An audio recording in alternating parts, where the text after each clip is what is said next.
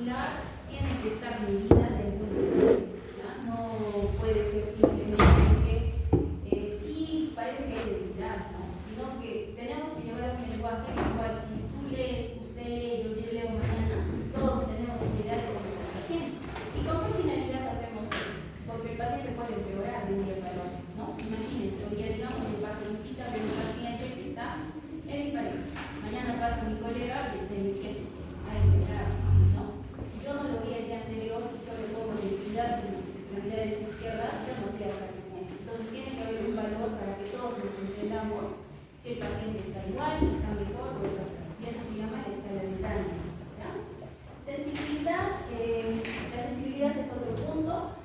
Vemos niveles sensitivos, sobre todo de acuerdo a los dermatomas, los reflejos, que son muy importantes, los más, digamos, prácticos usados, precipitar, prolongando el equilibrio, ¿no? Siempre debemos de hacer los reflejos en las mejores condiciones, ¿ya? Como vamos a ver más adelante.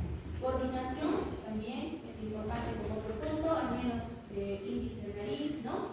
Índice, talón, rodilla, es lo más, digamos, práctico. Otros signos, por ejemplo, signos meningios, que siempre deben de hacer signos meningios en los pacientes, ¿ya?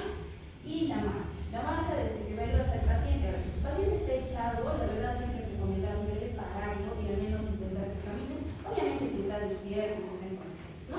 Pero la marcha también es importante. Muy bien, entonces nuevamente, ¿no? Los textos nos tratan de dar un orden, ¿sí? Y realmente cuando vamos profundizando la cosa se pone un poco más, digamos, más amplia, ¿no? Siempre funciones mentales, ya no solo conciencia, sino tenemos que ver. Joven, disculpe, ya se cerró la puerta de la clase. Ya hemos dicho que ya no. Por favor, si vamos a estar en este plan todas las clases, así no se. Ya la entrada es hasta las 10, 3 y 10 y la clase se cierra. ¿Sí? Disculpe, esta semana recién me he integrado al... Pero me han dicho que les han comunicado. ¿Ya? Igual que a tu compañero, si deseas, pasa, pero ya es tarde. Y la próxima clase nadie entra si llega a pasar a las 3 y 10. ¿Estamos? Ponle seguro a la puerta. Las funciones mentales es otra evaluación de ¿qué es lo que vemos? Lenguaje, memoria, praxias, nocias, ¿ya? Y sobre todo nos sirve para evaluar deterioros cognitivos y demencias, ¿ya? Esa parte es todo el mundo, que lo vamos a hacer en una clase. Nervios craneales, como hemos dicho, segundo, tercero, sexto, ¿no? Y en sí deberíamos utilizar todos. Fuerza muscular, también, hemos visto, sensitivo, coordinación y reflejos. Entonces, veamos cuál sea la bibliografía, más o menos ese es el orden, siempre vemos que la evaluación es de arriba para abajo. Y si seguimos ampliando, pues la cosa se pone un poquito más, digamos, compleja, ¿no? Tenemos que ver siempre los reflejos, como las pupilas, lo ideal sería hacer fondo de ojo, realmente nosotros deberíamos hacer el fondo de ojo, no lo tenemos, deberíamos tener esa capacidad de tener nosotros nuestro calmoscopio portátil y hacer el fondo de ojo. A veces en el día real no es así, pero deberíamos hacerlo directamente, ¿ya? Entonces, como esto parece pues una lista demasiado larga, vamos a tratar de hacer de la forma más sistematizada y que lleve un orden para que cuando se enfrente a un paciente neurológico, todos se olviden por dónde, ¿ya? Entonces, lo primero que vemos es pues, la anamnesis, ¿no? Ya hemos dicho que en neurología la anamnesis es una anamnesis muy detallada. Siempre en la anamnesis es importante la edad y el sexo, claro que sí, ¿no? Hay enfermedades que se dan a ciertas edades y otras que no, como pueden ver en el cuadro, ¿no? Obviamente enfermedades congénitas, ¿no? Neurológicas, en general, hay pacientes que hacen microcefalias, pacientes que hacen epilepsias congénitas y demás. Las enfermedades vasculares, los ACVs, son lo más frecuente en gente mayor. No quiere decir que no sean frecuentes, pero lo más frecuente es mayores, ¿no? Las infecciones en todas las edades, las enfermedades degenerativas, Parkinson, demencia, son en personas mayores, los tumores generalmente en mayores, ¿no? Los traumas, pues a cualquier edad, las enfermedades autoinmunes o desmielinizantes, que también son muy importantes en neurología, son generalmente en gente joven. Entonces, la edad es importante para estar pensando, ¿no? El sexo también hay algunas enfermedades que son más en varones que en mujeres, por ejemplo, migraña más frecuente en mujeres, ¿no? Por ejemplo, y así un montón de cosas. La enfermedad de Duchenne, por ejemplo, que es una miopatía, es un tipo de distrofia muscular que se da en varones, ¿ya? Respecto a los antecedentes médicos, cuando hablamos de antecedentes médicos,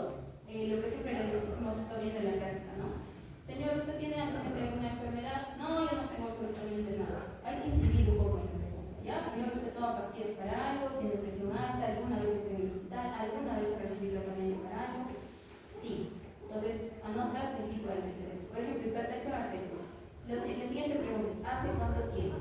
Hace 20 años. ¿Y hace cuánto tiempo toma medicina? Porque puede tener 20 años de presión y no necesariamente tomar medicina. Digamos, toma tratamiento regular hace 10 años. Entonces ya te está diciendo que es un paciente que no está bajo control. La segunda pregunta en un antecedente médico es ¿qué toma? ¿Ya? Y ustedes tienen que anotar todo lo que toma. Todo y con dosis. ¿Por qué? Porque eso nos tenemos que ver reacciones adversas, tenemos que ver sobredosis, interacción de medicamentos y también ver si la dosis es correcta o no. O sea, está bien, podré, digamos, ser neuróloga, pero si veo como el mismo paciente hipertenso que toma pastilla una vez al día, no está bien. ¿Ya? Entonces, dosis, tiempo de uso y demás. Hay que anotar todo, desde las enfermedades de la infancia, los años siguientes y demás. Lo siguiente que hay que ver son accidentes. ¿Ya? Sobre todo en neurología, los traumatismos craneales son importantes, los accidentes vehiculares, los accidentes de moto, todo eso se cuenta, ¿no? Y siempre al preguntar el tema del accidente, tenemos que ver si es que eso ha tenido alguna secuela. Por ejemplo, se me ha fracturado, he estado hospitalizado, me han operado, sí o no, ¿ya? Y anotar, ¿no? Por ejemplo, accidente de tránsito sin secuela aparente o sin complicación aparente, es lo que siempre ponemos. ¿Por qué decimos aparente? Porque no lo estamos viendo, ¿no es cierto? Pero más, para distinto es que me digan, ¿sabe qué? Tenía un accidente de tránsito desde ese momento, ha sido complicado, he estado en la UCI, me han operado y me quedo con medio cuerpo paralizado. Entonces, todo eso se nota, ¿no? Accidente de vehicular con una hemorragia intracerebral con secuela de hemiparesia. Y esa hemiparesia, ¿cuándo lo vive? Desde entonces camina con muletas, camina en silla de ruedas o camina solo, pero arrastrando el pie. Entonces, tratemos de retomar, digamos, lo básico del paciente. Eso respecto a antecedentes médicos, ¿ya? Y como siempre les digo, traten siempre de incidir, ¿ya? Ya habrán visto en las consultas que a veces lo que se va a entender nada, no tengo absolutamente nada. Y después el paciente toma un montón de cosas, ¿ya? Entonces, anotemos todo eso. Los siguientes son antecedentes familiares, ¿ya? A veces decir simplemente antecedente familiar, te puede decir mi papá, mi tía, mi vecina, y en eso nos vamos a pasar pues todas las clases de la consulta. Generalmente digamos que lo dirigimos, ¿no? Por ejemplo, pacientes con epilepsia, siempre hay que preguntar si hay familiares con epilepsia. Pacientes con cánceres, siempre también hay que preguntar, ¿no? Pacientes con autismo, hay que preguntar si alguien en la familia tiene autismo, si hay TDAH, ¿no? Entonces, eso va un poco más allá. Ahora, podemos hacer una pregunta, digamos, así a largas, mamá, papá, al menos los más cercanos y hermanos, si hay alguna enfermedad, y eso también se tiene en cuenta, ¿ya? Antecedentes socioeconómicos. Básicamente lo que acá preguntamos es de dónde viene el paciente, ¿no? Si, digamos, yo vivo en la selva, si yo vivo, digamos, en un lugar así, pues tengo factor de riesgo por ciertas enfermedades, ¿no? Y también es importante saber dónde trabaja y en qué trabaja el paciente, ¿no? Por ejemplo, paciente que viene con fiebre, convulsiones y desorientación. ¿Qué estoy pensando? No está desorientado, fiebre, convulsiones y desorientación. Lo primero que tiene que pensar es fiebre. Infección, pero ¿dónde? Con meses, nunca se paciente con convulsiones, desorientación y fiebre, lo primero que piensan es convulsiones. Entonces, mi paciente, yo estoy pensando en una meningitis. Pregunto, como el paciente está desorientado, no es una buena, obviamente una buena. Pregunto a su familia, ¿en qué trabaja? Mi hijo trabaja recogiendo la basura, trabaja en el carrito de la basura. Es un antecedente importante, claro, porque yo voy a pensar que voy a tener una meningitis ya por otro tipo de gérmenes, y al momento que doy los antibióticos, pienso en una cobertura. ¿Ya? Entonces, siempre pregunten, chicos, en qué trabaja el paciente y dónde trabaja el paciente, ¿ya? Y de dónde viene, al menos lo más importante, ¿ya?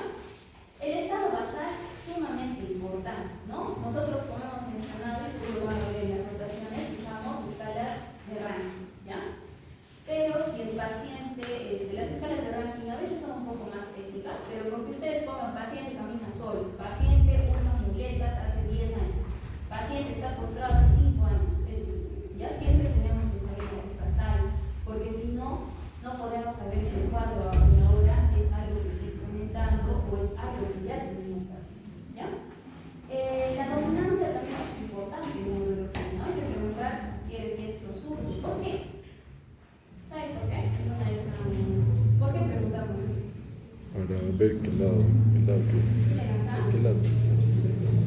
Casi la mayoría somos diestros. ¿Cuál es nuestra dominancia? Izquierda. O sea, nosotros hablamos, la dominancia hablamos con el lenguaje con el lado izquierdo. ¿Qué quiere decir esto? Que si yo me infarto en materia cerebral media del lado izquierdo, voy a perder el lado, voy a hacer una capacidad, ¿no? Entonces, la dominancia es importante. Por ejemplo, si somos diestros, el 96% de la dominancia del cerebro es izquierda. ¿Ya? O sea, nuestro área de lenguaje, dominancia del lenguaje es izquierda. Y solo el 4% es derecha. Si nosotros somos zurdos, también la mayoría tiene dominancia izquierda. O sea, más rarito todavía, ¿no? Pero el 15% tiene dominancia derecha. Y algunos dirán. Entonces, ¿cuándo sale esto un poco a reducir? Alguna vez he visto pacientes que digamos, paciente tiene un infarto, vemos ahí su infarto gigante en territorio de arteria cerebral media del lado izquierdo. ¿Qué esperamos encontrar? Hemiparesia derecha, trastorno de la afasi. Yo paso visita, veo a mi paciente hemiparético, pero me habla así. ¿Ok? ¿Qué pasó? ¿Qué pasó? Su dominancia es que probablemente es zurdo. Entonces, tú le preguntas, sí, soy zurdo. Entonces, es de los zurdos más raritos, de los que tienen dominancia al otro lado. ¿Ya? Entonces, por eso es importante la dominancia. ¿Ya? Así que eso siempre debe estar registrado en su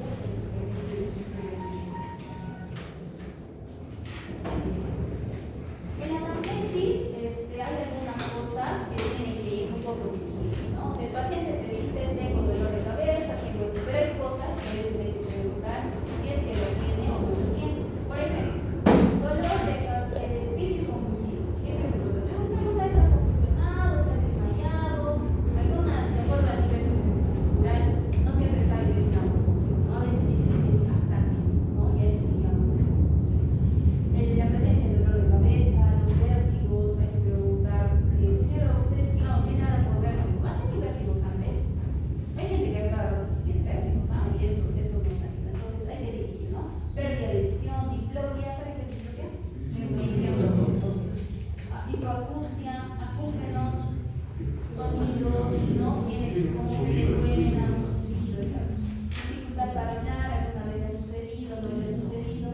Hipoestesias, adormecimientos, tiene temblor, ¿no? Entonces son cosas que podemos ir dirigiendo, ¿no? Por ejemplo, problemas para la marcha, el equilibrio. Hay que preguntar siempre el control de esfínteres, ¿no? No se olviden, sobre todo cuando tenemos paraparesis, ¿no? Generalmente el paciente no te dice, ay, que vengo porque no puedo educar a este técnico. O sea, eso es algo que te lo va a decir al final y muchas veces solo te dice cuando tus preguntas. Entonces, si tenemos un paciente que viene a una emergencia porque tiene una debilidad en los miembros inferiores, no digo complejo, o sea, debilidad, es que ya no puedo, ya no puedo. Tú lo examinas y notas que sí, las dos piernas están débiles, ¿ya? Eso se llama paraparesis, ¿ya? Débiles. Entonces, estamos viendo esa debilidad, yo digo, ¿dónde puede estar la lesión? Puede ser mente, ¿no? Puede ser raíces. Y hago la serie, negativo, regar, negativo, y en eso pregunto, señor, ¿y usted está entrando al baño, está orinando? No, hace 3, 4 días no entro al baño. Y ahora cuando orino, ¿ya? Entonces hay un problema de esfínteres. No es algo que te ha referido directamente al paciente. Si tú no lo preguntas, no sale la información. Entonces, si vemos paraparesis, no nos olviden de preguntar control de esfínteres, ¿ya? El otro, tenemos problemas para dormir ahí. En neurología es algo bien importante y prácticamente yo creo de regla que siempre preguntemos si el paciente duerme bien, ¿ya?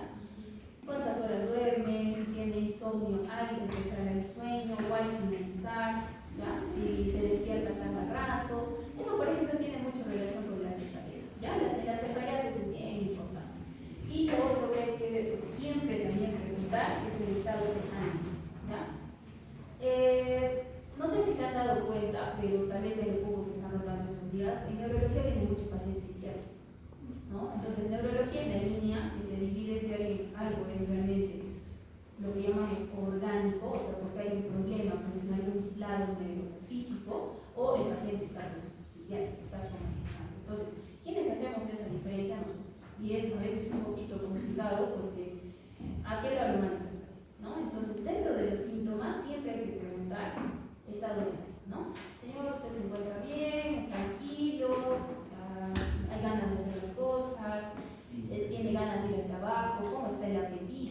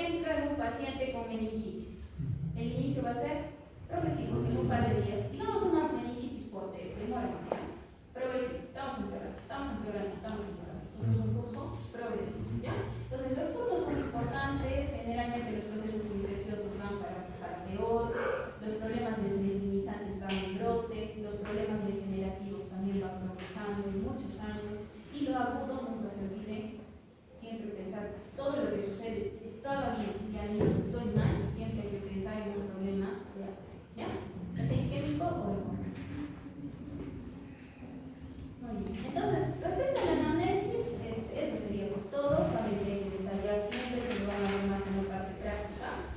Y otra recomendación en la anamnesis es que hay cosas que a veces hay que poner como lo dice el paciente, ¿ya? Por ejemplo, obviamente tratamos de usar términos médicos, pero hay cosas que a veces no se puede poner, y se puede poner entre comillas, ¿no? Entre comillas, ¿no? Que digamos, que por ejemplo dice convulsioné. Mira, yo no te convulsionar, no, que me desmayé y demás. Entonces, se puede usar entre comillas, ¿no? O el paciente te dice, sentí como una corriente eléctrica o una ráfaga. Pueden poner entre comillas, ¿no? Entonces, eso es válido en una anamnesis, ¿ya? Nosotros orientamos, damos características, pero es válido que a veces se ponga la parte que te diga el paciente y se pone entre comillas, ¿ya? Hay que llevar una cronología, si es que las cosas se están empeorando, idealmente hasta se debe poner fechas, sobre todo para pacientes vasculares, ¿no? El día 10 de enero a las 10 de la mañana le pasó súbitamente la cosa, ¿no? Y a veces también redundamos, por ejemplo, paciente amaneció asintomático, o sea, ya estoy remarcando que amaneció bien. A las 10 de la mañana, de forma súbita, presenta debilidad en el cuerpo, en extremidades derechas. El paciente no se dice en el cuerpo, ¿no? En extremidades derechas. Refiere, entre comillas, no poder caminar, no podía hablar, ¿no? Familiar que cuenta, que intenta levantar y paciente se cae. Entonces, podemos mezclar lo que dice el paciente, lo que dice el familiar. Cuanto más extenso sea la neurología, vale la pena, ¿ya? Entonces, con eso no hay tema de ser concretos. Otra cosa en la anamnesis, hay que tratar de no dirigir la respuesta, ¿ya? Por ejemplo, señor, ¿usted tiene dolor de cabeza? No, sí, ¿dónde me duele? Acá, ¿no es cierto? Sí, a mí me duele. ¿Y cómo te duele? Así, ¿no es cierto? Sí, así me duele. Entonces, tú eres el que está dando lo que dice. El paciente solo te dice sí, ¿no? Entonces, hay que tratar que eso no pase, porque los pacientes a veces prestan para eso, ¿ah? Les dices sí, y también te duele acá, sí, eso también. Entonces, tratemos que el paciente cuente, pero también a la vez tenemos que tratar que no se extienda demasiado, porque te va a contar todo, ¿no? Cosas que a veces no pensamos. Otra cosa importante en la anamnesis, siempre consideren también medicinas alternativas que apoyan, ¿ya? Hay un huesero, hay un curandero, se ha tomado la hierba de no sé qué con qué, siempre hay que poner, porque también a veces las cosas pueden tener relación. Bueno, entonces después de haber hecho una amplia anamnesis, pasamos al examen físico, ¿no? Entonces, acá más o menos se ha adoptado lo del examen físico de la que facilitado por la parte teórica, ¿ya? Entonces, lo primero que hacemos son funciones de nivel de conciencia, ¿no? Estudiamos. Tenemos toda una clase de próxima sobre el nivel de conciencia. El paciente puede estar despierto, puede estar somnoliento, o sea, si no tienen las así como la mayoría de ustedes ahorita, somnoliento. En estupor, o sea, una respuesta pobre, o en coma. ¿Qué es coma? Ausencia de respuesta al estímulo. Yo le hago estímulos dolorosos, que saben ustedes que puede ser acá, que puede ser acá. Jamás se pellizcan los pezones, ¿sabes? Porque acaso eso no se hace. Acá se presiona sobre el esternón y ese es otro punto doloroso. Otro punto doloroso es las uñas. Generalmente agarramos el lapicero de forma transversa y apretamos en el chumbar, duele horrible. O sea, eso sí es un estudio. Generalmente hacemos acá y acá. No más que acá a veces son viejitos y tienen disfunción temporomandibular y después están en la mandíbula. Entonces, yo preferentemente hago acá y en la uña. ¿Ya? Agarran el lapicero transverso y le presionan en el chumbar. ¿Ya? Eso es lo para ver si tu paciente de verdad está despierto. ¿Por qué a veces hay que hacer eso? Recuerden que también vamos a tener pacientes que fingen, ¿no? Porque se fingen atrás en los muertos. Señor, a ver, aquí así, ahí se le acabó el tiempo, ¿ya? Entonces, tienen también ustedes que saber un poquito manejar eso, ¿ya? Entonces, nivel de conciencia. Segundo, la actitud. ¿Qué cosas tienen por actitud? Posición. ¿Cómo viene el paciente? ¿No? Entonces, ¿qué actitud tiene? El paciente entra y está todo apúlico, digamos, apático, así como viene el laboratorio a veces todo eso se anota, ¿ya? Todo eso se anota. Eso solo por ver te das cuenta. Entonces, todo eso debe registrarse. Otra cosa que debemos registrar son las fases. ¿Qué fases han visto a ver en estos días? El mismo, ya, ¿no? El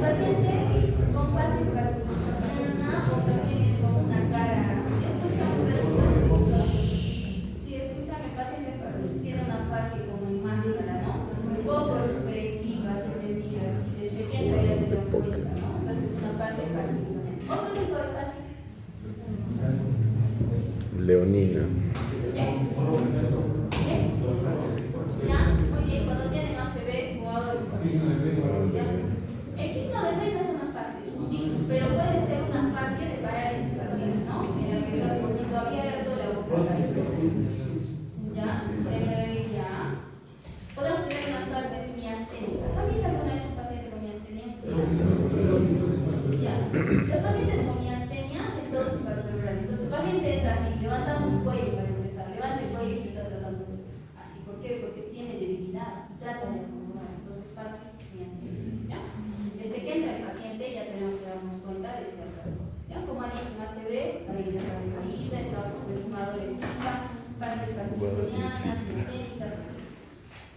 Lo siguiente que vemos son funciones cerebrales superiores, la economía y los cerebrales. ¿Ya? Entonces, cuatro cosas: lenguaje, memoria, praxia y gnosis. ¿En quiénes vemos esto así a detalle? En los pacientes con demencia. ¿Ya? En el lenguaje realmente es bien complejo, ¿ya? Pero las cuatro cosas que tienen que siempre evaluar es comprensión, fluidez, repetición y nominación. Siempre se evalúan estas cosas. Al menos con esto vamos a sacar los tipos de afasis, que también lo vamos a ver en la próxima clase. Comprensión, ¿qué quiere decir? Que estén bien, fácil. Fluidez. Que habla. Si no habla fluido, ¿cómo se llama eso? Disario, ¿ya? Disario. Repetición. Le dice, señor, a ver, diga tal cosa, repite, ¿no? Y nominación. ¿Qué es esto? ¿Qué es esto? ¿Qué es esto? ¿No? Si por ejemplo mi paciente habla fluido, todo fluido, pero no comprende, ¿qué tipo de afasia puede ser?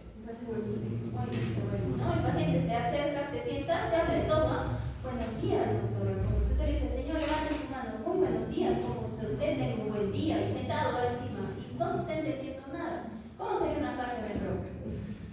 No puede hablar, pero te comprende todo. El paciente te entiende todo. Puede estar, digamos que completamente, no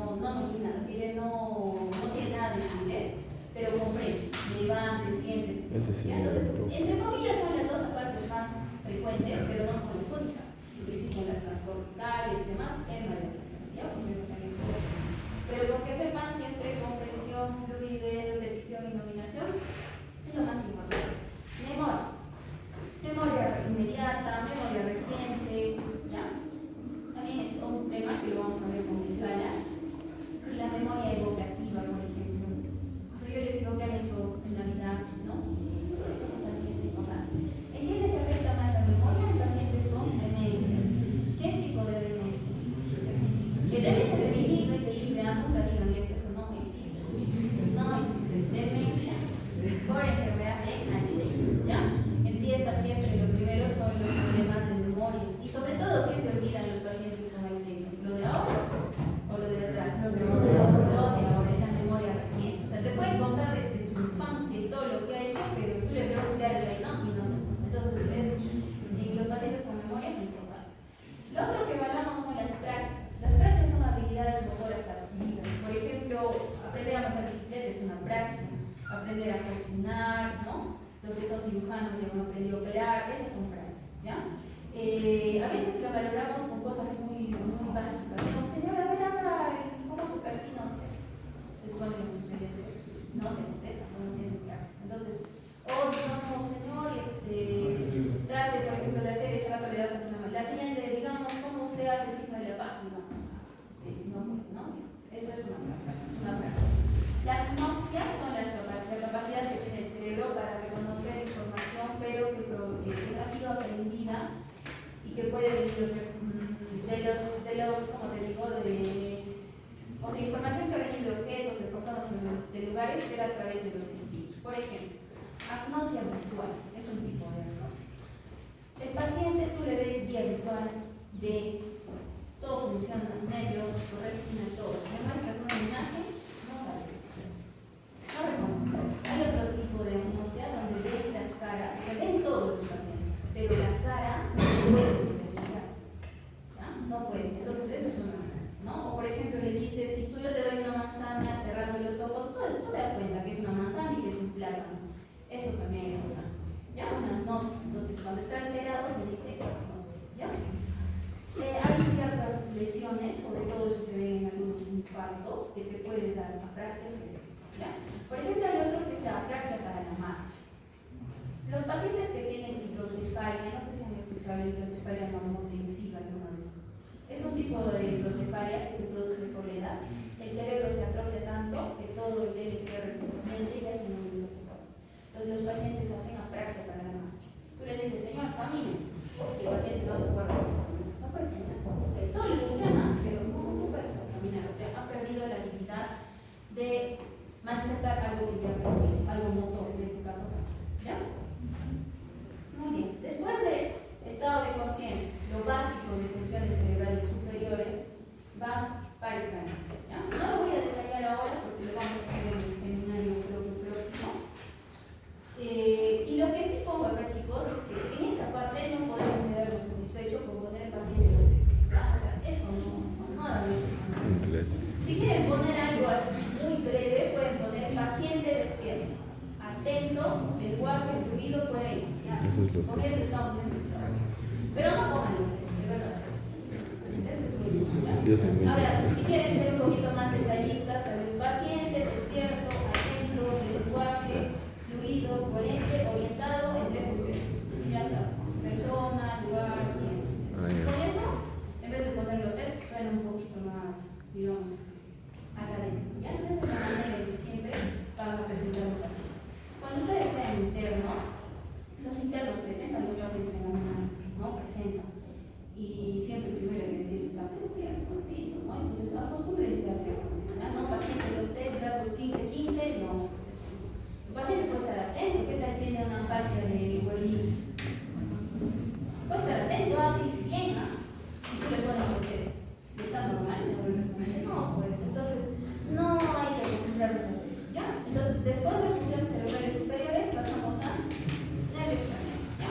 Que tiene todo un tema, ya no lo voy a ver ahora, porque vamos a ver otra clase, y lo siguiente es fuerza muscular. Como hemos mencionado, la fuerza muscular tiene que ser medida, no puede ser algo sugerente, igual que a mí me parece, y a mí me parece, y viene un tercero y le parece otra cosa, entonces no puede ser. ¿Qué es lo que usamos? La escala de Daniels, ¿ya? Esto sí tiene que aprenderse como su nombre, ¿no? Para la notación, para el examen, la escala de Daniels, ¿ya? La escala de Daniels nos fluctúa la fuerza muscular en 5 grados, ¿ya? Para que se acuerden así, fácil. Primero digamos, pone la mano al paciente, ¿no? Si el paciente no puede mover nada, ni siquiera hacer eso, es 0. Eso es un paso.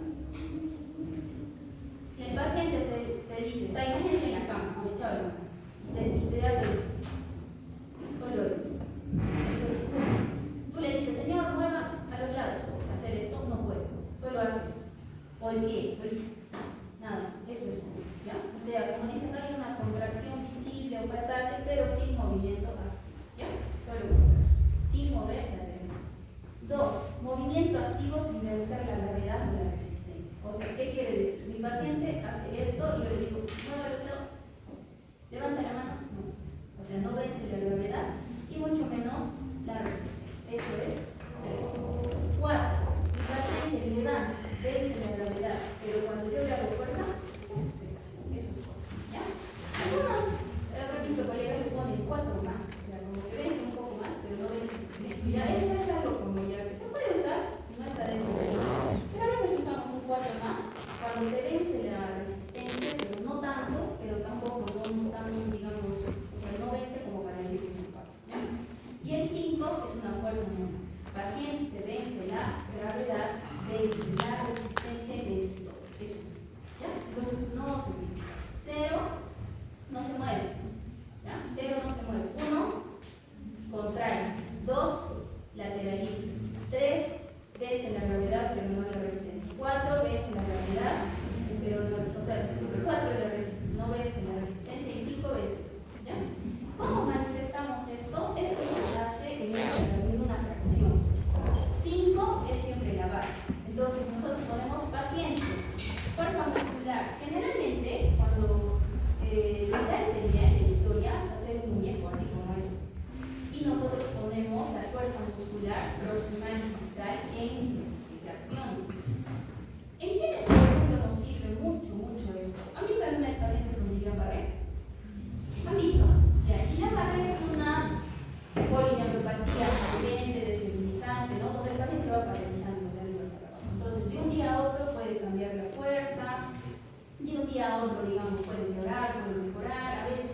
mejor que el otro. Entonces, ¿cómo tú dirías? A mi mano derecha levanta, pero si cae, la izquierda mueve el dedo, la derecha, es un desorden. Entonces nos ponemos de esa manera.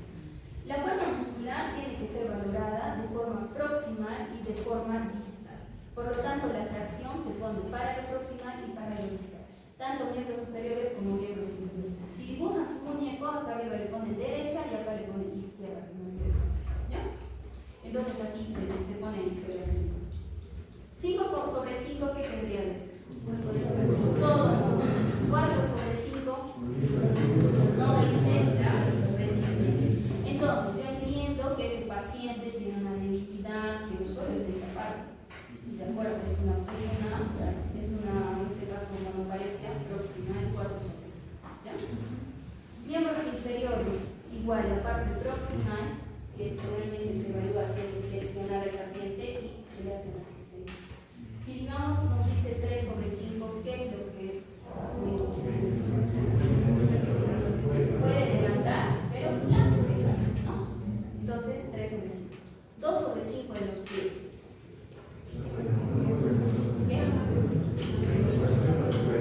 No puede levantar, puede hacer esto y puede hacer esto, ¿ya? Entonces, este paciente puede ser un paciente real, ¿ya? O sea, no es solo un dibujo, esto puede ser un paciente con Guillain-Barré. El Guillain-Barré tiene más una afectación de abajo para arriba y se afecta más la parte distal que la parte proximal. Entonces, esto puede ser un paciente real. Cuando ustedes sean internos, pasen visita, ¿cómo describirían eso?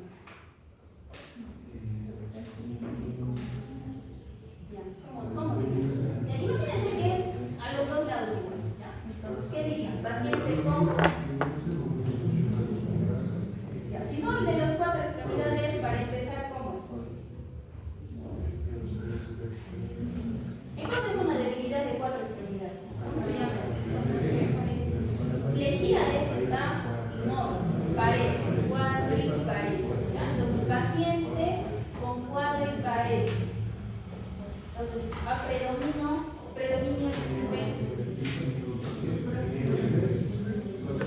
superiores o inferiores.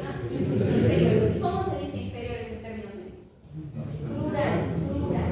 Braquial arriba, crural abajo. ¿Ya? Entonces, paciente con cuadriparesia a predominio crural.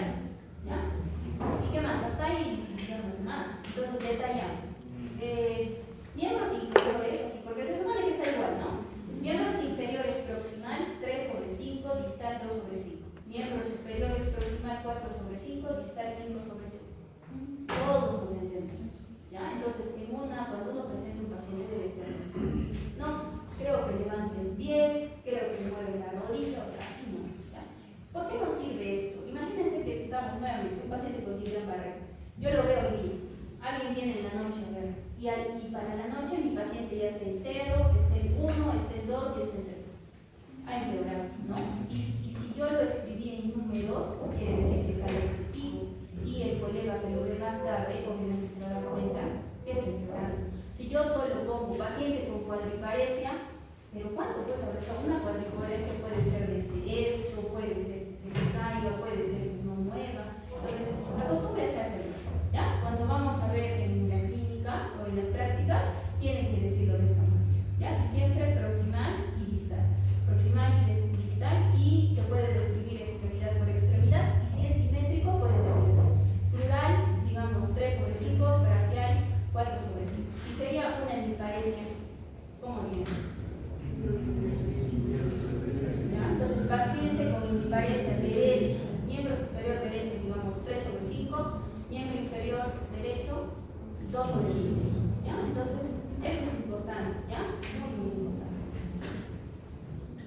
Existen algunas.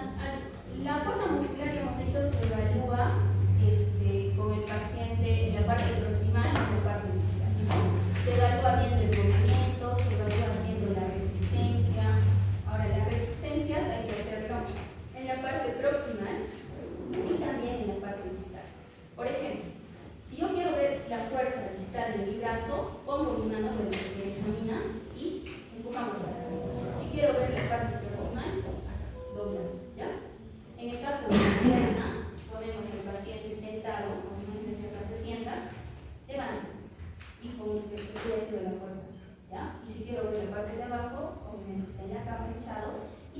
la fuerza. ¿Ya? Entonces la evaluación es proximal y distal, siempre. ¿Ya? Ahora, hay otras maniobras que van a ver en los libros que nos hablan de evaluación de fuerza muscular. Por ejemplo, el juramento de Barrett. Juramento de Barrett, no les puse la foto, pero es de esto. ¿Ya? La mano para arriba. Si el paciente tiene una hemiplegia, va a ser esto. ¿Ya? Y eso, por más sutil que sea, o sea, mi paciente vence la gravedad, todo, pero la mano seca. Juramento de Barrett. ¿Ya? La maniobra de Barrett es diferente juramento y otra cosa es maniobra. ¿Ya? Entonces, ¿se acuerdan? Juramento que juran con la mano, ¿no es cierto? Juramento de Barrett. La maniobra de Barrett es para ver miembros inferiores. El paciente está echado, flexiona la rodilla, 90 grados, y si el paciente tiene una debilidad, ¿qué va a pasar con el pie? Se va a caer, ¿no? Ya sea fuerte o cae poco a poco, y es una manera de contrarrestar. Existen las maniobras de Mingazzini de miembros superiores e inferiores. Esta es la de Mingazzini de miembros superiores. El paciente está así, y simplemente ¿ya? Barrera así, Mingazzini así. Y cuando es de las piernitas, lo echan, le levantan las piernas, y si no, le ponen flexionado. ¿Ya? Lo ponen flexionado y una de las piernas. ¿Para qué también nos sirven estas maniobras? Dentro de lo que ustedes vean, va a ser frecuente que vean pacientes simuladores.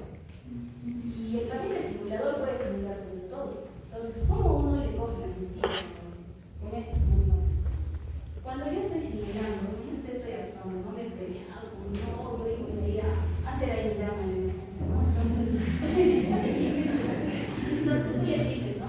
Levanta la pierna, no puedo, y el paciente está así, pero puede, ¿no? Entonces es la derecha.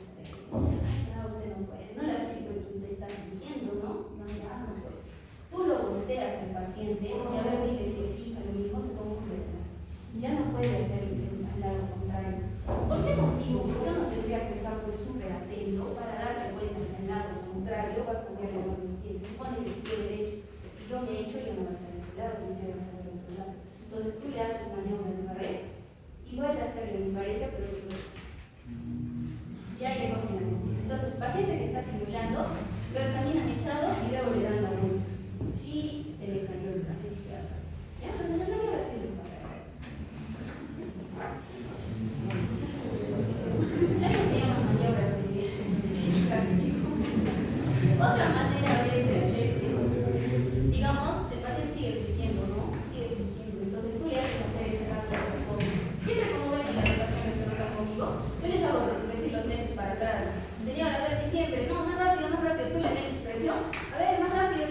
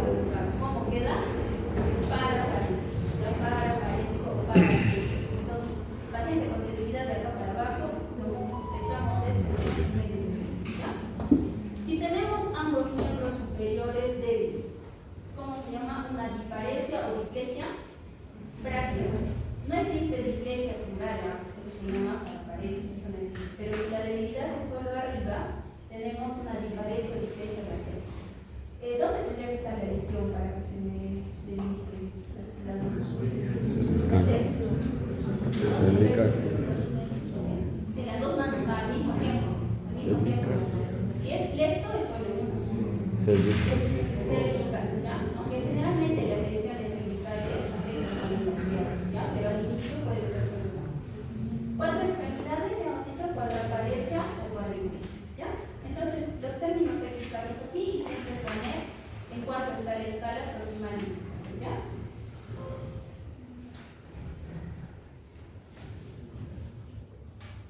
Lo otro que vemos en el examen físico es el trofismo, ¿ya? Entonces, para el trofismo siempre es importante, a menos que el paciente esté en manga corta o subir el pantalón, ¿no? Creo que acá sí es importante sacarle la barba, sacarle la bolsa, ¿no? ¿Qué es el trofismo? Es el volumen de la masa muscular, ¿no? El volumen o masa, y existen básicamente tres cosas: hipertrofia, hipotrofia, atrofia muscular. Hipertrofia, un poco raro ver a que sea patológico, ¿no? Lo único que sí te da una pseudo-hipertrofia se llama, miren estas pantorrillas gigantes, y no tienen casi el músculo, ¿no? Es como unas grandes pantorrillas, es en los pacientes que tienen conchento, ¿ya? Es una hipertrofia, pero en sí no es una hipertrofia, es una pseudo-hipertrofia. Solo como para que vean la foto, ¿ya? Ver hipertrofias bien rápido. Lo que más vemos son hipotrofias o atrofias. Entonces, por ejemplo, miren acá, este es un paciente con una polineuropatía. O sea, tiene un compromiso de muchos nervios periféricos de forma simétrica y el nervio que ya no funciona, que genera atrofia o hipotrofia muscular. Entonces, cuando un paciente tiene polineuropatía, lo que se atrofia son los interocios. ¿Ya? Nunca tienen que ver la mano superior.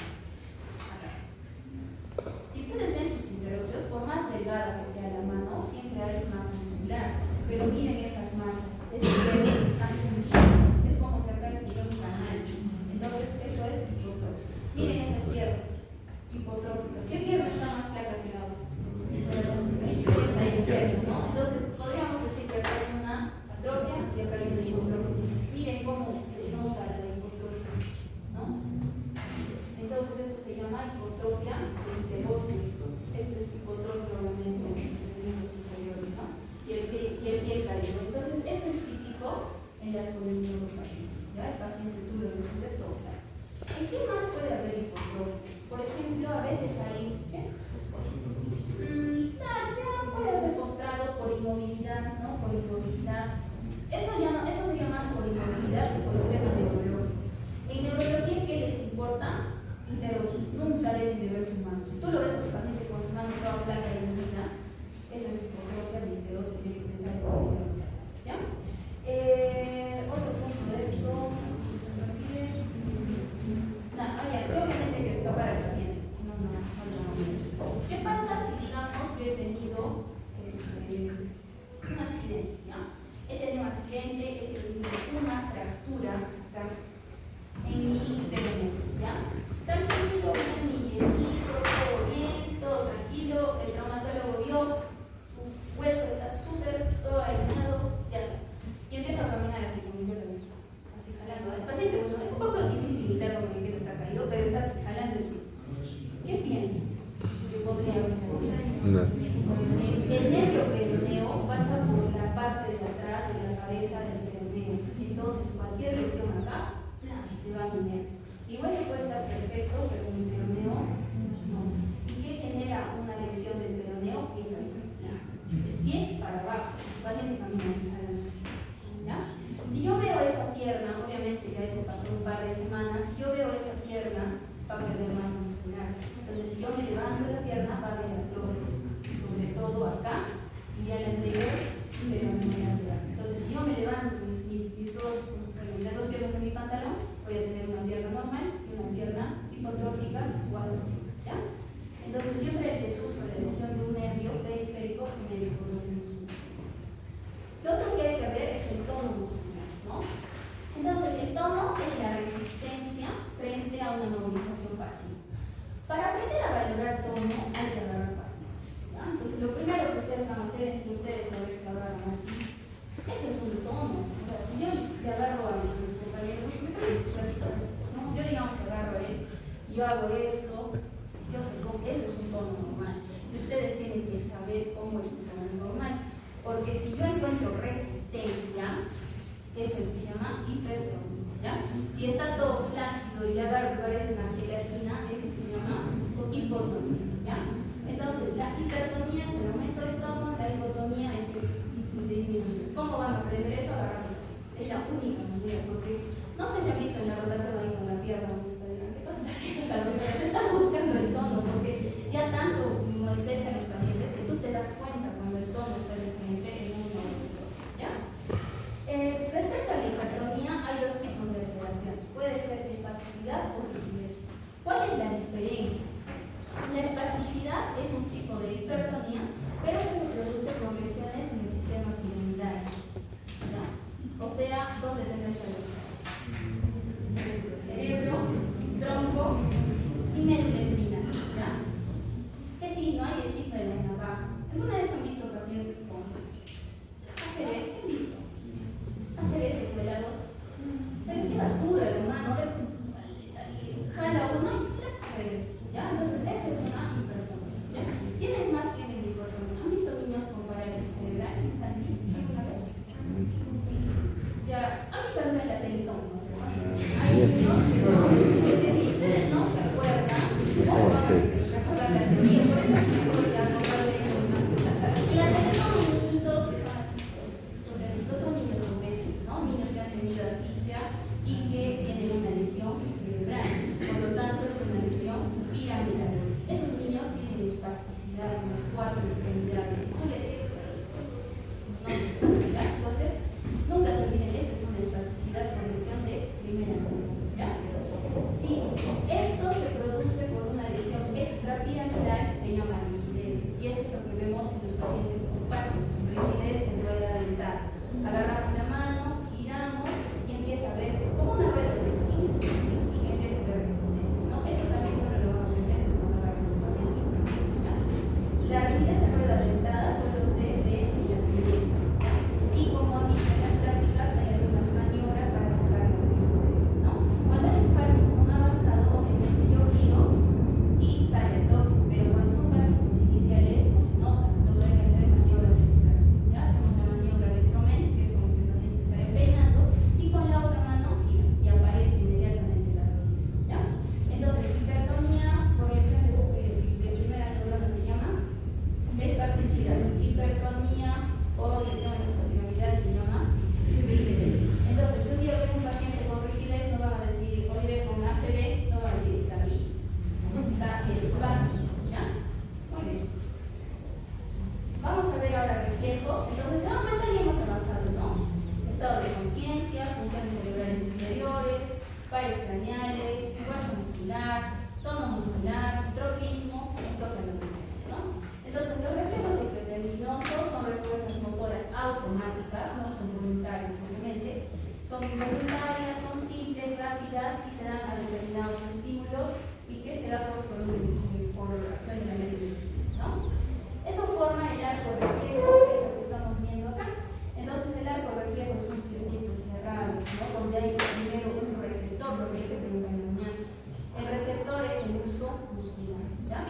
Esto viene después, el nervio periférico aferente llega al asta posterior de la médula espinal, que es el área sensitiva, tiene una neurona que integra un centro de integración y sale el nervio por el asta anterior.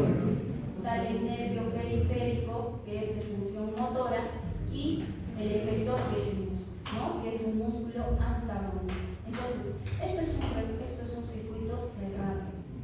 No interfiere la corteza cerebral, ¿ya? Los orígenes. Elementos, receptor, la neurona o la vía aferente, que es sensitiva, neurona integradora, la vía eferente, que es motora, y el efector, que es músculo, ¿ya? Entonces, esto es pues.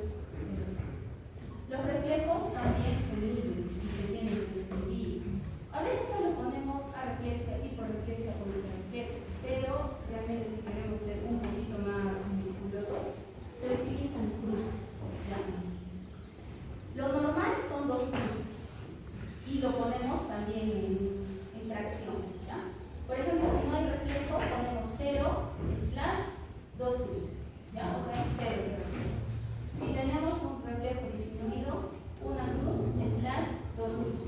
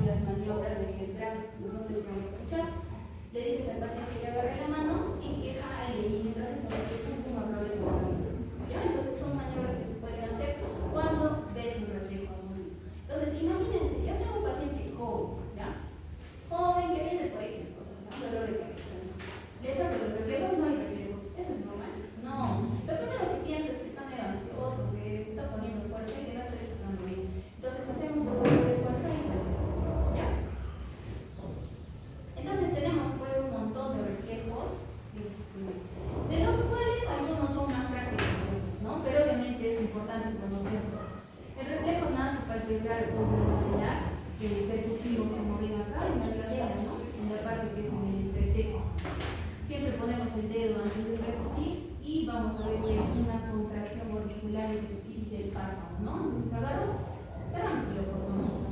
¿Y quiénes están disminuidos en el reflejo? Y los pacientes con parálisis, ¿ya? ¿Qué vía es? La vía trigeminal. El reflejo supraciliar, golpeamos acá, ¿no? Igual sobre el dedo y existe un parpadeo.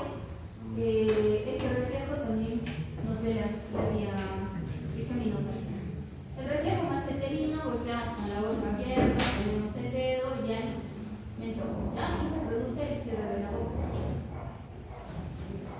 ¿Qué nervios son? Trigeminal, ¿ya? El reflejo bicipital, como ven acá, como hablábamos en la mañana, yo siempre prefiero golpear sobre el dedo porque hay que localizar el tendón. Si tú golpeas fuera del tendón, no va a salir el reflejo. Entonces pongan su dedo y ya, denle con la fuerza. Por eso es que no hay que golpear fuerte, suele ser el reflejo bicipital, el paciente coloca sobre el tendón bicipital y ahí aprecia, ¿no? ¿Qué raíces? C5, C6. Si yo tengo una hernia en el cuello, una hernia cervical, examino a mi paciente y no tiene reflejo bicipital, ¿dónde está la C5, C6? ¿Ya? Para eso sirve esto, ya no se trata solo de cómo lo aprender, sino que hay que saber cómo lo relacionamos. Entonces, cuando piensen en hernias, sacan los reflejos para buscar dónde está, ¿no? Y luego cuando comprueban esto, viendo su tomografía, que se hace en el ¿no? Igual acá, ¿no? Existe la hiperreflexia, hiporreflexia, reflexia o el clonus.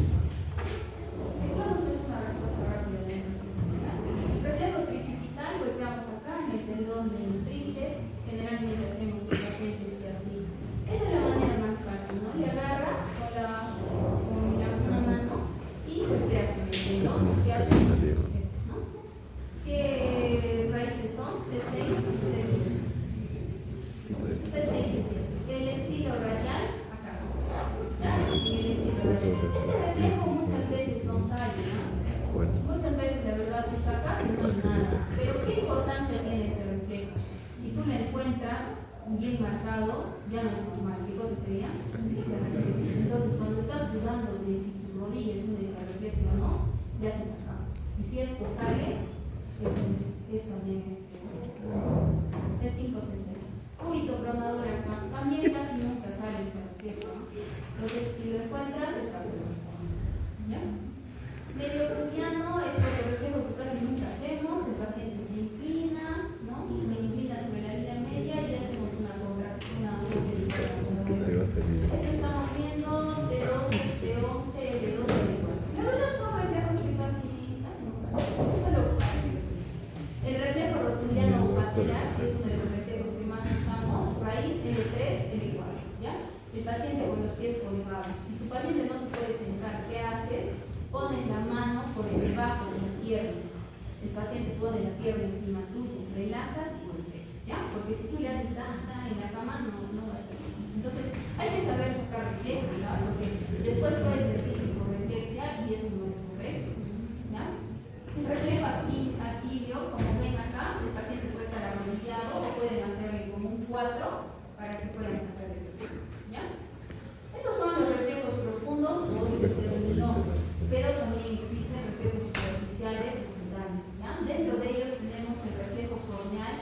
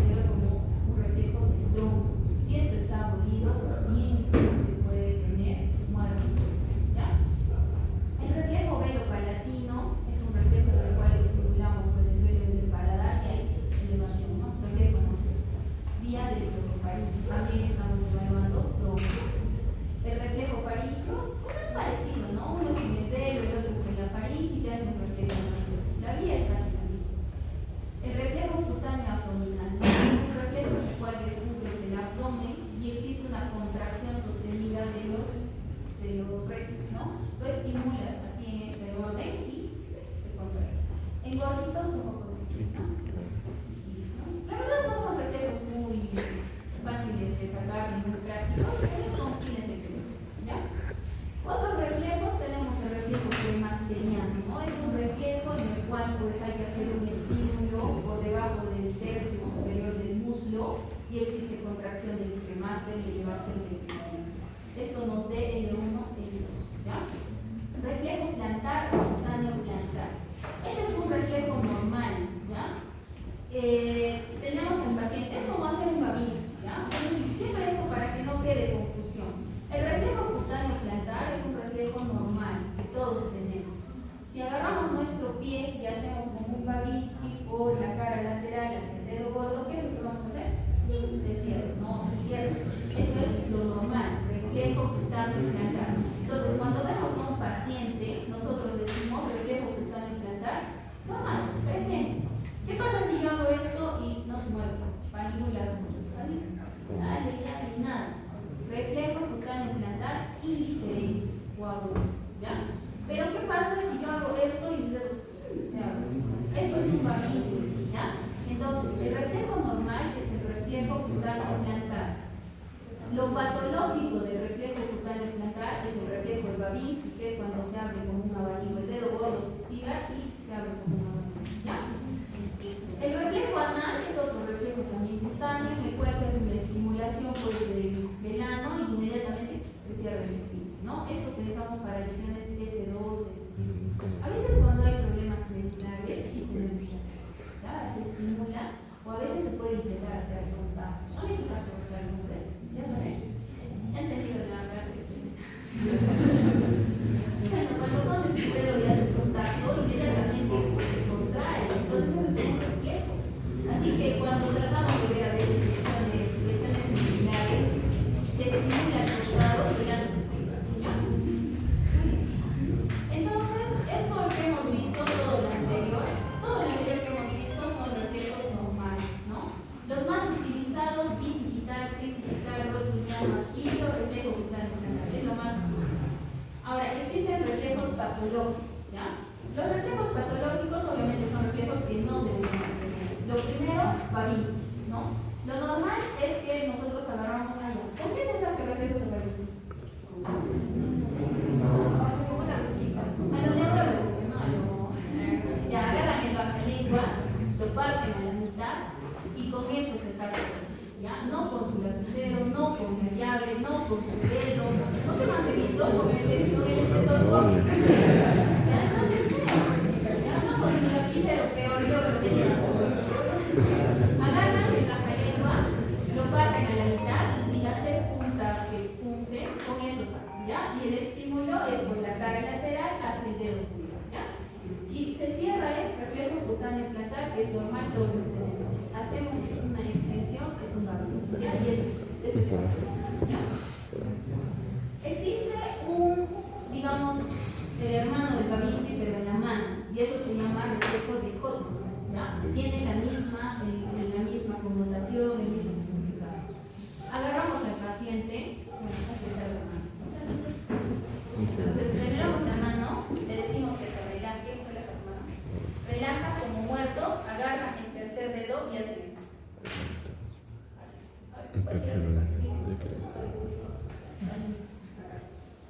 ¿Ya? Tercer dedo. Lo normal, que no se mueva. Cuando es patológico, tú le haces esto al paciente y el paciente hace esto. ¿Ya? Esto ¿de acuerdo? Entonces, el paciente tiene que estar relajado para que esto ¿ya? Entonces, ese es el reflejo de todo. Si sale esto, es también una indicación de lesión de primera neuronal, ¿ya? Lesión emocional. ¿Qué otro reflejo patológico tenemos? El reflejo de prevención. El reflejo de prevención es un reflejo normal en los niños, en los bebés, en los recién nacidos, ¿no? Alguna vez un bebito le agarra y se agarra, ¿no? Si tú ves eso en un adulto, es el patológico. Entonces, sobre todo en los pacientes que tienen lesiones frontales, pacientes demasiados, tú haces un pequeño estímulo en la mano y se agarra como un bebé. ¿Ya? Entonces eso es un reflejo de presión que es generalmente lesiones frontales, prefrontales, ¿ya? reflejo de succión. Cuando tú a un bebé le estimulas por acá, le estimulas un poquito por acá, ¿qué hace? El toque empieza a chupar, a succionar. Eso es un reflejo primitivo, que como su nombre dice, debe ser primitivo y debe perderse. Si tú encuentras eso en un adulto, hacemos así, y el adulto patológico, ¿ya? Lesiones frontales. Y quienes vemos nuevamente a veces situaciones comunes, ¿ya? Otro reflejo es el reflejo palmo-mentoniano. Como ven en la imagen,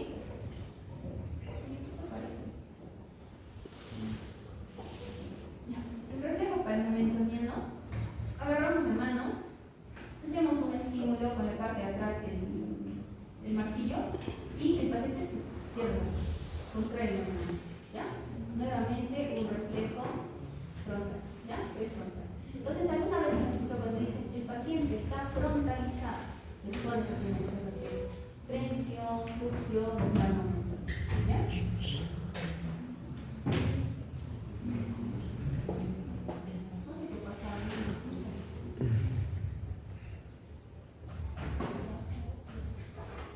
Bueno, entonces, esto es, al final, ya viendo todo este tema de reflejos y fuerzas, lo que tenemos que concluir, y lo más importante es esto.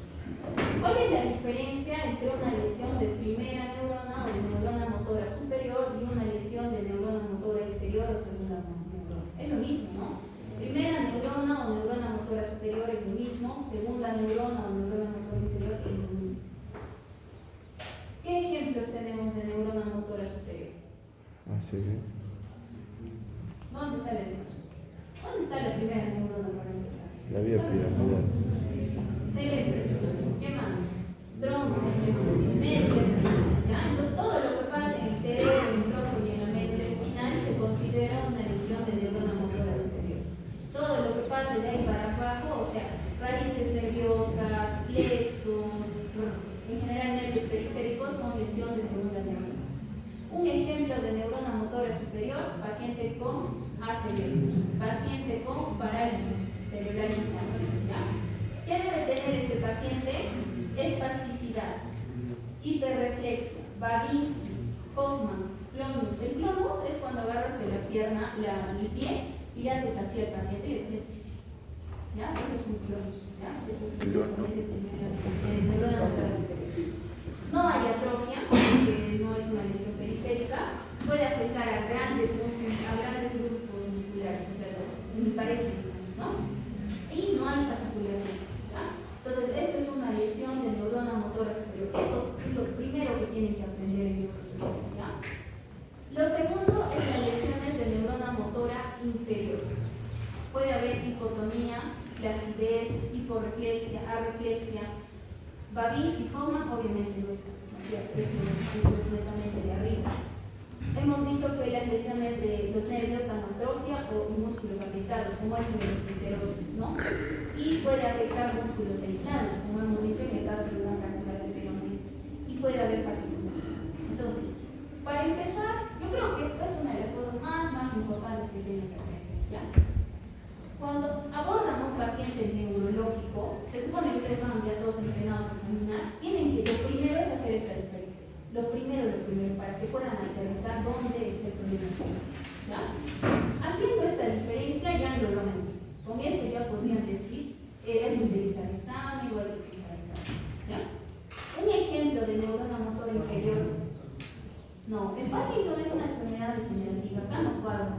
Otro ejemplo.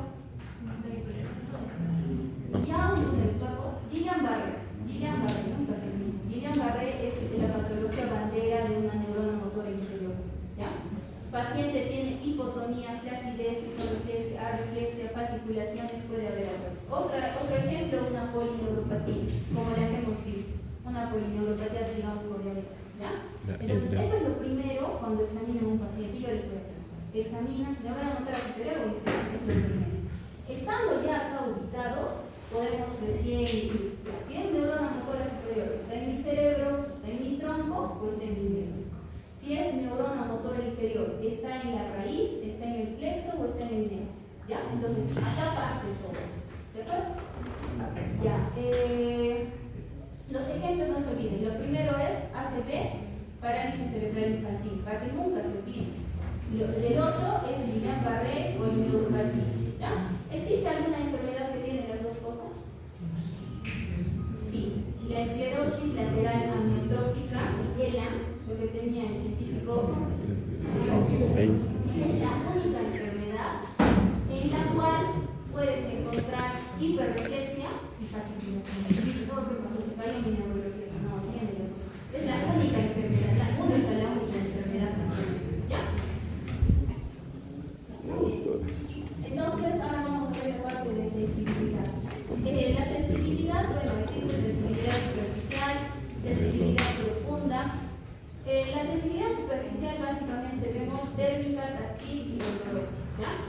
Térmica, la verdad casi nunca lo hacemos, pero bueno, la teoría nos dice que deberíamos usar tubos calientes entre 45 y 50 grados o fríos entre 10 y 15 y deberíamos de estimular para ver si hay sensibilidad. Eso es sensibilidad superficial. La táctil lo hacemos con torunas de algodón, es lo que más hacemos en la clínica, ¿no? Agarramos la toruna, el hisopito y vamos evaluando dermatomas. Y la dolorosa usamos aguja, obviamente sin lastimar, pero usamos aguja. ¿Cómo se evalúa la sensibilidad? Por dermatomas, ¿ya? Esa es sensibilidad superficial. La otra es sensibilidad profunda. En la sensibilidad profunda, esto tienen que aprender que siempre es una confusión. O sea, batiestesia, parestesia, varestesia, varognosia y grafestesia. Entonces, la batiestesia es el reconocimiento, o sea, lo que nosotros llamamos propiocepción, ¿no? La propiocepción es una sensibilidad profunda. Dentro de ellas tenemos la batiestesia. Por ejemplo, si yo lo he hecho a mi paciente con los piecitos para arriba, ¿ya? Le digo, señora, tu dedo está adelante o atrás. O sea, solo imagínense que yo hago mi mano. Cierro los ojos, mi dedo está adelante o atrás. Uno se da cuenta sin ver si tu dedo está adelante o atrás. Eso se llama batiestesia, ¿ya? Generalmente lo hacemos en los dedos de los pies. Le dice, señor, échese y empiezas a mover dedo para adelante, dedo para atrás. Y le dice, señor, está adelante o atrás. Hay veces que no dicen eso. Generalmente las lesiones medulares, ¿ya? La parestesia es la vibración. Agarramos el diapasón se voltea, se coloca sobre una superficie ósea y la alteración sería, si parestesia es vibración, ¿cómo sería que no tiene o que no siente? Aparestesia. Entonces, si yo agarro mi diapasón, pongo en la prominencia ósea y mi paciente no siente nada, tiene aparestesia, lesiones medulares, ¿ya? Parestesia es presión. Agarro y presiono. Señora, ¿usted nota lo que le presiono? Acá presiono, sí, no, eso es igual para lesiones medulares. Casi toda la sensibilidad profunda es medulares, ¿ya? Parognosia es el peso, ¿ya? Entonces, por ejemplo, yo te puedo hacer levantar algo y tú notas, ¿esto pesa o no pesa? Si estás con los ojos cerrados. Entonces, eso es parognosia, ¿ya? Y la grafoestesia. La grafoestesia es cuando nosotros, generalmente lo hacemos en las piernas, ¿ya? Agarras el bajalenguas, le sacas un poco de puntitas y dibujas, señora, le voy a dibujar un número, usted me dice qué número es. No estamos chingando, ¿no? Le haces un 3. Cerrando los ojos, si yo te hago así, te vas a dar cuenta que es un 3. Si yo te hago un 1, te das cuenta que es un 1. Eso es sensibilidad profunda, ¿ya? Entonces, esto es la grafoestesia. Generalmente lo hacemos en los músculos. Cierras y haces el 3, ¿ya? Entonces, sensibilidad profunda casi siempre son lesiones medulares. Hay que aprenderse las palabras que vienen, ¿no? No soy pero siempre hay que usar. Batiestesia, posición, parestesia, vibración, parestesia, presión y grafoestesia. Como les estaba diciendo, la evaluación del nivel sensitivo se realiza a través de los dermatomas, ¿no? Los dermatomas son niveles y secciones del cuerpo y tenemos que tener ciertos reparos anatómicos para saber dónde está el nivel sensitivo. Cuando algo de esto está alterado, decimos que el paciente tiene el nivel sensitivo, digamos, el T4, ¿no? Y ya con eso nos entendemos todos dónde está. ¿Cuáles son las referencias? Primero, las clavículas C4, ¿ya? Cuando el paciente, el problema sensitivo está acá, es C4. Cuando está en los pezones, T4. Cuando está en el ombligo, T10. Cuando está en la parte inguinal, L1. Pero hay un solo. Entonces, agarramos nuestra toruta de algodón y nuestra aguja y empezamos a... Hay dos maneras de hacerlo, ¿no? Se puede hacer de forma, digamos, paralela. O sea, voy a ir para acá, cortar el dermatoma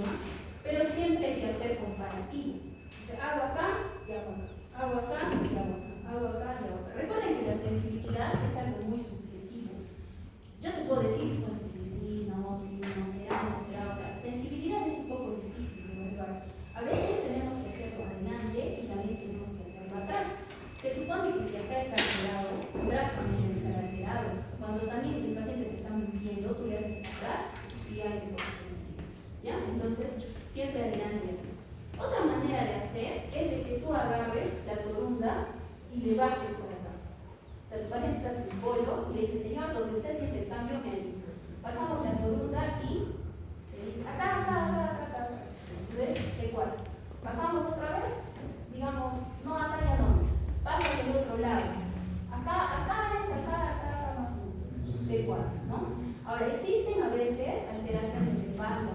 O sea, de acá no siento, y luego normal. A veces acá a un lado, a otro lado. Entonces puede existir los compromisos en banda. Cuando es en banda se dice nivel sensitivo en banda, digamos de T4 a T10. O sea, le he pasado el algodón y de acá para acá no sé. ¿Ya? Pero lo más común es solo, digamos, lo encontramos acá y le decimos acá. ¿Ya? Eso se hace con el algodón o también se hace con la aguja. Pero siempre cuando hagan con aguja tengan cuidado, no pueden echarlo completamente, ¿no? Es suave. Los reparos anatómicos son C4, pezones, T4, ombligo, T10, indicación inguinal, o lo que hace ¿ya? Muy bien. Entonces también existe terminología para esa parte, ¿ya? Hipoestesia es que la sensibilidad está reducida, está afectada de todas las formas de sensibilidad térmica, dolorosa, táctil, todo ello. Hipoalgesia, disminución de la sensibilidad dolorosa. Anestesia es abolición de la sensibilidad. Hiperestesia es una sensibilidad incrementada, térmica, dolorosa o táctil, ¿ya? O sea, por ejemplo, yo solo toco y le genera dolor, ¿ya? No, le genera, no dolor, le genera mayor incomodidad, no es dolor, ¿ya? Entonces, por ejemplo, yo hago esto y dice, ah, no me toques, me hago, es una hiperestesia. ¿En quiénes podemos ver eso? Exacto. Tú al paciente con el que le tocas así, y ya, no, ¿ya? Hiperestesia. Alodinia se percibe como doloroso, un estímulo no nos hace sentir. O sea, si yo me toco, no debe doler, pero si toco y hay dolor, eso se llama alodinia. ¿Quiénes pueden tener alodinia? También lo pueden tener, ¿ya? También puede haber eso. Parestesias, que es lo que todos los días escuchamos, es una percepción anormal que se da como una sensación de hormigueo, entumecimiento, adormecimiento, punzaditas, y así te lo dice el paciente, pero en ausencia de estímulo externo. O sea, por ejemplo, yo estoy acá sentada y me está hormigueando la pierna porque tengo mi hernia. Eso es una parestesia. Pero si algo me toca y siento algo desagradable como un ardor o dolor, eso se llama disestesia. ¿Ya? La diferencia es sin estímulo con no. Entonces, son básicamente solo terminología, ¿no? Ya vamos a mover, creo que faltan 3 minutos. Respecto al tema de coordinación, la parte de coordinación es algo que también siempre hay que mandar, ¿ya? Se evalúa con el paciente estático, parado o con el paciente caminante. Cuando está de pie, básicamente lo que hacemos es la maniobra de romper. ¿Y qué es la maniobra de romper? Paciente parado, firmes, siempre con cuidado que se caiga, ¿no? Cierra los ojos. Lo normal es que yo hago esto y no me caigo. El paciente con romper se cae, no se balancea, se cae. Entonces, para que digan romper positivo, cierra los ojos y ¡pum! Pero se supone que tú estás haciendo, ¿no? Si no cae, no es romper. Lo que se puede describir es a la maniobra de romper, lateralización derecha, o a la maniobra de romper, retropulsión, ¿ya? Solo se dice romper positivo cuando el paciente cae al piso. Bueno, no hay que lo si no, no es romper. ¿Ya? Eso les van a preguntar en su formación. Romper con los ojos cerrados. Hay un romper sensibilizado que es con un pie delante del otro, ¿ya? Romper sensibilizado. Igual cierra los ojos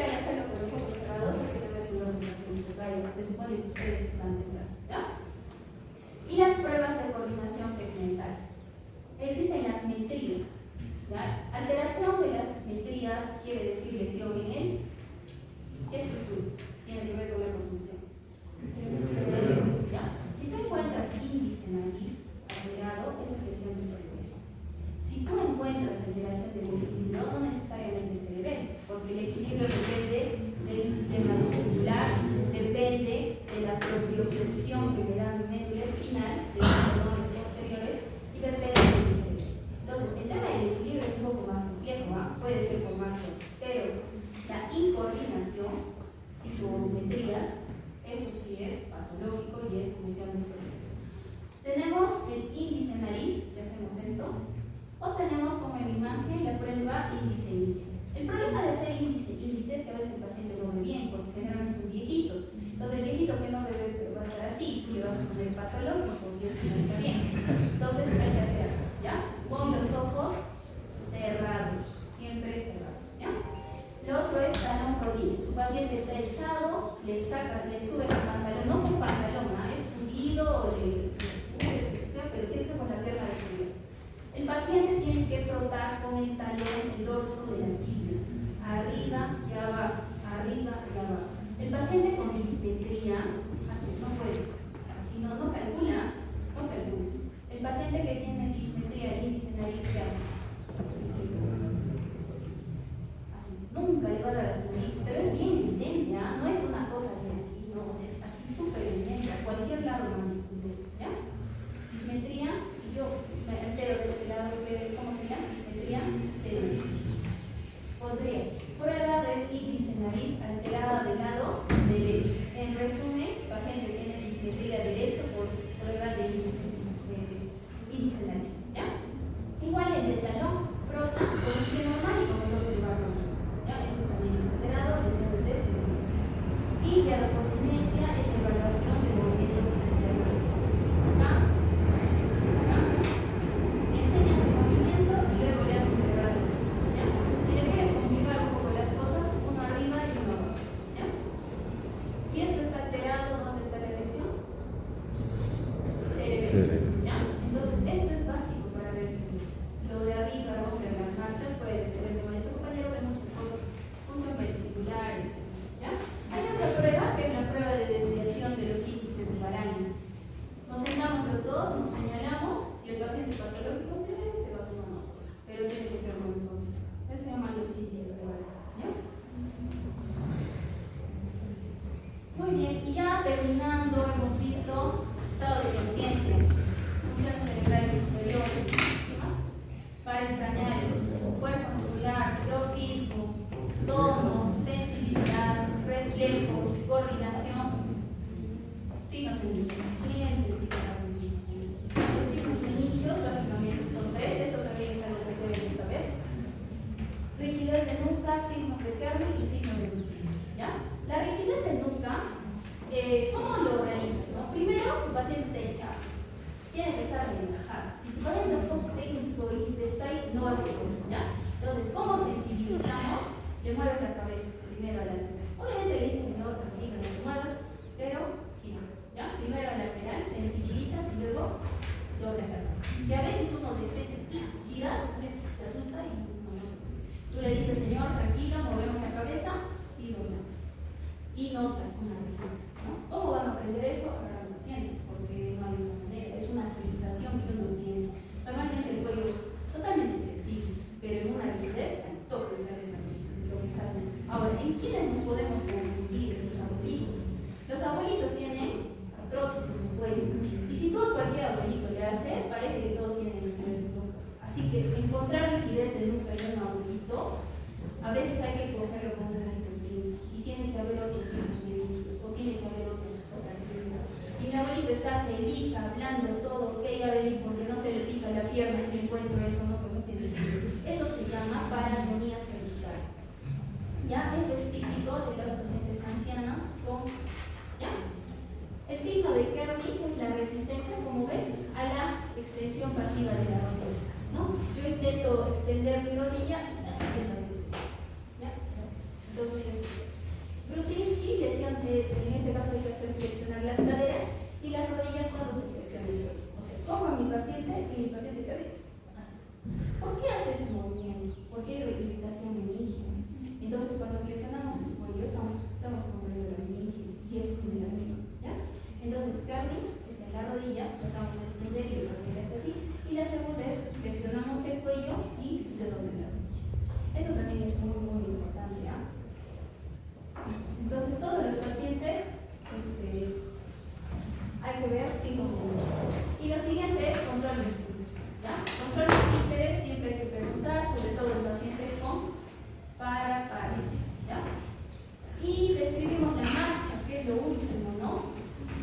tipos de marchas hay? La marcha atáxica.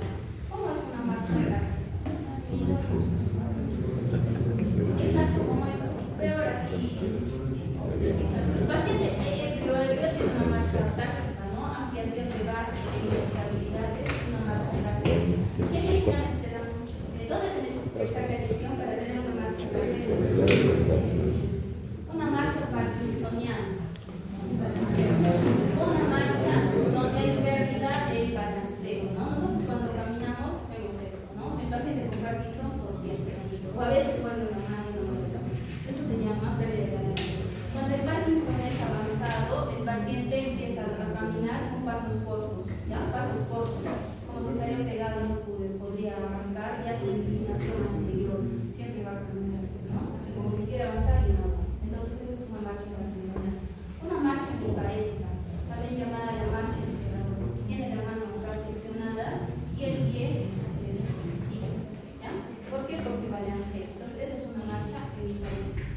Una marcha espástica o en tijeras. ¿En quiénes van a ver eso? En pacientes con parálisis cerebral infantil o en pacientes con infección por HPV. ¿Quién lleva el efecto, no? ¿Qué cosa es HPV?